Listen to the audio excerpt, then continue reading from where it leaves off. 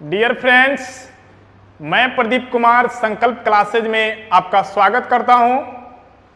आज हम लोग नाउन का पांचवा अर्थात लास्ट एब्स्ट्रैक्ट नाउन के बारे में पढ़ेंगे। जो पकमा मैंने बताया था PCCMA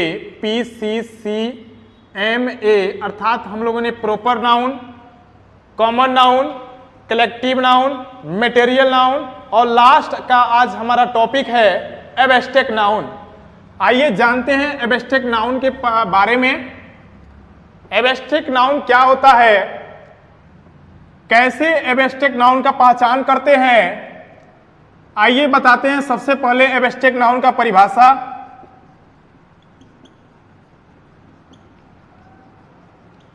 एब्स्ट्रैक्ट नाउन का हिंदी होता है भाववाचक।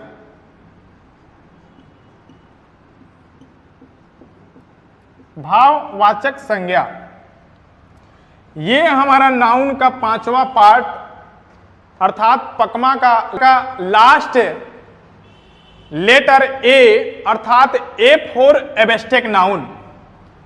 और एब्स्ट्रैक्ट नाउन को सबसे पहले एब्स्ट्रैक्ट नाउन होता क्या है, एब्स्ट्रैक्ट नाउन की परिभाषा को जानेंगे और फिर एब्स्ट्रैक्ट नाउन वो कौन से वर्ड हैं उन वर्ड्स के बारे में जानेंगे। आइए जानते हैं सबसे पहले परिभाषा। एब्स्ट्रैक्ट नाउन का परिभाषा है an abstract noun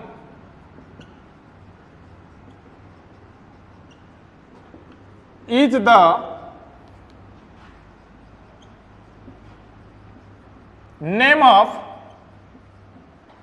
one's feeling. An abstract noun is the name of one's feeling. कह सकते हैं कि एब्स्ट्रैक्ट नाउन वह वर्ड है, भाववाचक संज्ञा वह शब्द है, वह वर्ड है जिसे हम लोग महसूस कर सकते हैं, जिसे हम लोग महसूस कर सकते हैं, ना कि उसे देख सकते हैं और ना ही उसे छू सकते हैं। जैसे एग्जाम्पल कहूं, honesty,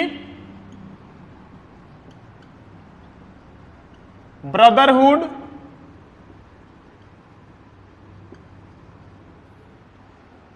goodness, kindness, ETC। Honesty ईमानदारी, ब्रदरहुड भाईचारा, गुडनेस अच्छाई, काइंडनेस दयालुता, अगर कहें लव प्रेम, अर्थात इस प्रकार के जो भी वर्ड आ रहे हैं वो सभी वर्ड एब्स्ट्रैक्ट नाउन के दायरे में आते हैं। जिसे हम लोग अगर कहें ऑनेस्टी तो ईमानदारी, क्या हम लोग इसे देख सकते हैं? क्या किसी व्यक्ति या फिर अब हम इस्तेमाल करते हैं जिसके लिए भी, तो क्या हम लोग ईमानदारी को देख सकते हैं? नहीं।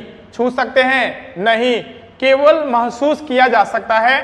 ब्रदरहुड कहें अर्थात भाईचारा, तो ये एक दो भाई के बीच का जो प्रेम होता है, आपसी जो संबंध होता है, उसे हम लोग ब्रदरहुड कहते हैं, भाईचारा। गुडनेस अच्छाई कहें, उसके बाद काइंडनेस कहें दयालुता, अगर कोई व्यक्ति अगर कहें महानता ग्रेटनेस, अगर कहें चाइल्डहुड बचपना, तो हम लोग इसे कुल मिला के देख नहीं सकते हैं, छू नहीं सकते हैं, बल्कि इन सभी नामों के माध्यम से उन हालात को हम लोग महसूस कर सकते हैं, उस गुण को हम लोग महसूस कर सकते हैं, उस आइडिया अंदाज को हम लोग महसूस कर सकते हैं। और ऐसे जितने भी वर्ड आते हैं जिसे महसूस किया जा सके वे एब्स्ट्रैक्ट नाउन होते हैं।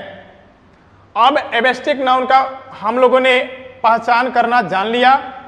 एब्स्ट्रैक्ट नाउन किस प्रकार के वर्ड्स होते हैं, वे कौन से वर्ड्स हैं जो एब्स्ट्रैक्ट नाउन के दायरे में आते हैं, अर्थात वे कौन से नाउन हैं, नाम हैं जो एब्स्ट्रैक्ट नाउन होते हैं। तो मैंने बता ही दिया, ऑनेस्टी ईमानदारी, ब्रदरहुड, गुडनेस, काइंडनेस, अगर कहें चाइल्डहुड, अगर कहें लव, ग्रेटनेस, ये सभी वर्ड हमारे एब्स्ट्रैक्ट नाउन के दायरे में आते हैं। इसके अलावा इस प्रकार के बहुत सारे वर्ड्स हैं, मैंने 2 4 5 एग्जाम्पल्स के माध्यम से आप लोगों को समझा दिया। और आप लोग बारीकी से इसे समझने के बाद इस प्रकार के जितने भी वर्ड्स आपको यदि कहीं मिलते हैं जिसे न देखा जा सकता है न छुआ जा सकता है, केवल उसे महसूस किया जा सकता है, जिसे हम लोग एब्स्ट्रैक्ट नाउन समझते हैं। अब एब्स्ट्रैक्ट नाउन हम लोग वर्ड को तो समझ चुके हैं, उसके बाद आता है कि एब्स्ट्रैक्ट नाउन का प्रयोग सेंटेंस में जब हम करते हैं तो इसका प्रयोग कैसे करते हैं। इसके लिए मैं एक दो बातें आप लोगों को बताऊंगा जो एब्स्ट्रैक्ट नाउन को एक सेंटेंस में प्रयोग के लिए सही रूप धारण कराता है। आइए जानते हैं सबसे पहले वे कौन से रूल हैं। सबसे पहला रूल है, कहता है कि it is always singular, it is always singular and gets singular verb. यहां पे दिखाई नहीं दे रहा होगा, मैं फिर से नीचे लिख देता हूं। It is always singular and gets singular verb.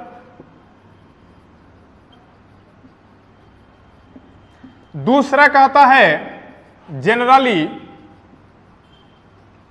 Article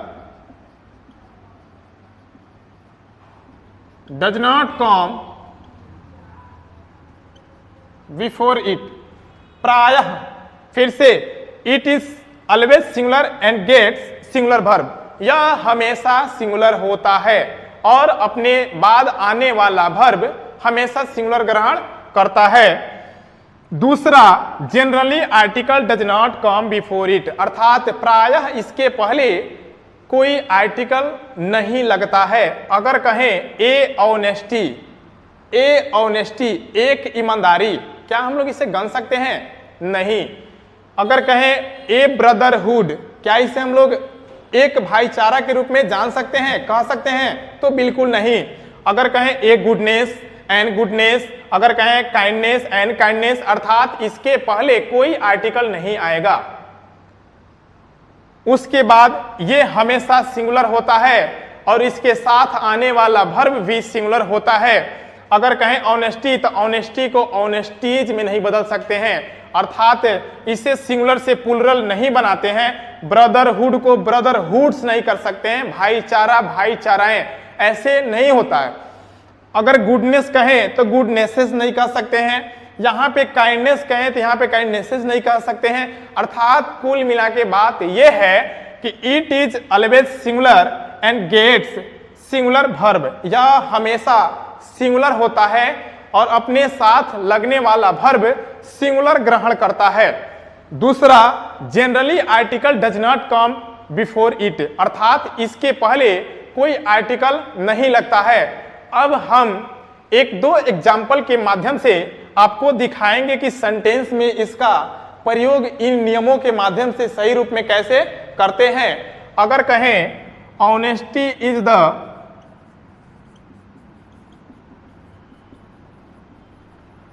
best policy, दूसरा कहें honesty are the best policy, तीसरा कहें ए ऑनेस्टी द बेस्ट पॉलिसी। तो यहां पे सबसे पहले हम इन नियमों को यहां पे लगाएंगे एक एक करके और देखेंगे कि क्या ये हमारा सेंटेंस इस नियम को पूरा करता है। यदि नियम को पूरा करता है तो सेंटेंस को सही मानेंगे, यदि नियम को पूरा नहीं करता है तो सेंटेंस हमारा गलत माना जाएगा।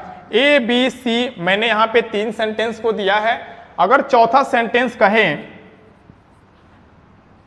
ए honesty are the best policy, चौथा सेंटेंस ये हुआ। अब आइए एक एक करके देखते हैं। सबसे पहले छांटने का प्रयास करेंगे नियम 1 के अनुसार, अर्थात यह सिंगुलर होता है और अपने साथ लगने वाला वर्ब सिंगुलर ग्रहण करता है। तो यहां पे सबसे पहले देखेंगे कि यहां सिंगुलर है, यहां वर्ब सिंगुलर है उसके बाद ये सही है। अगर कहें कि ऑनेस्टी, यहां पे ऑनेस्टीज में चेंज नहीं हुआ है, इसके बाद आने वाला वर्ब सिंगुलर है, तो ये हमारा पहला सेंटेंस अपने नियम को पूरा करता है।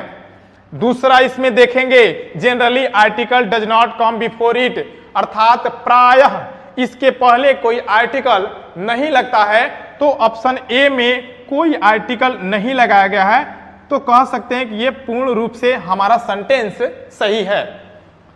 दूसरे सेंटेंस को देखेंगे, दूसरा सेंटेंस कहता है ऑनेस्टी, यहां सही है, लेकिन आने वाला वर्ब ऑनेस्टी के साथ ऑप्शन बी में लगने वाला वर्ब प्लुरल है, अर्थात हम कह सकते हैं कि यह सेंटेंस हमारा गलत है।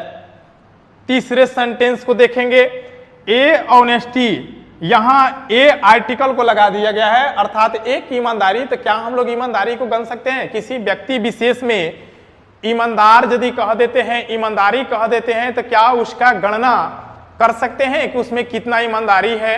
5 किलो, 10 किलो, 2 ईमानदारी, 4 ईमानदारी, 5 ईमानदारी? तो नहीं, इसलिए यहां पे कोई आर्टिकल की जरूरत नहीं है। इसके साथ लगने वाला वर्ब सिंगुलर है, फिर भी इसके पहले आर्टिकल ए ग्रहण किया है, इसलिए यह भी सेंटेंस हमारा गलत माना जाएगा। लास्ट हमारा ऑप्शन डी है, A honesty are the best policy, यहां तो और गलत है, यहां पे आर जो है प्लुरल वर्ब है और ए यहां पे आर्टिकल है, ऑनेस्टी सिंगुलर है, इसलिए ये हमारा सेंटेंस गलत माना जाएगा। प्यारे साथियों, हम लोग बारीकी से पढ़े, बहुत छोटा टॉपिक था, विशेष इसके बारे में कुछ जानना नहीं है और इसका दायरा उतना बड़ा भी नहीं है एब्स्ट्रैक्ट नाउन का। एब्स्ट्रैक्ट नाउन वह है जिसे महसूस किया जा सकता है, न उससे छुआ जा सकता है और ना ही उसे देखा जा सकता है, बल्कि ओनली वन, उसे महसूस किया जा सकता है, केवल उसे हम लोग महसूस कर सकते हैं, पहला चीज। दूसरा, ये किस प्रकार के वर्ड होंगे? जैसे मैंने बताया, ऑनेस्टी, गुडनेस, ब्रदरहुड, इस प्रकार के जितने भी वर्ड आएंगे, ये सभी वर्ड जिसे महसूस किया जा सके, छुआ ना जा सके, देखा ना जा सके, गिना ना जा सके, उसे हम लोग एब्स्ट्रैक्ट नाउन के दायरे में रखते हैं।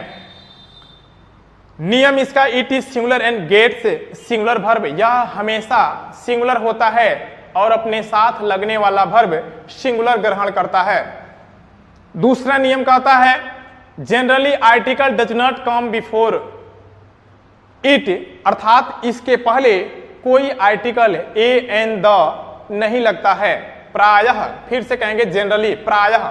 इन केस कुछ अपवाद की स्थिति में हम लोग जब जनरल कंपटीशन की तैयारी करते हैं, एसएससी सीजीएल की तैयारी करते हैं, तो उस स्थिति में कुछ ऐसे अपवाद होते हैं जिन अपवाद के बारे में पढ़ना होता है, लेकिन यहां हम लोगों को केवल ये सेंटेंस का जो स्ट्रक्चर है क्लास 10th 12 के लिए, बेसिकली क्लास 12 के लिए 10th में केवल वर्ड्स पूछे जाते हैं कि ये वर्ड्स किसके दायरे में आते हैं।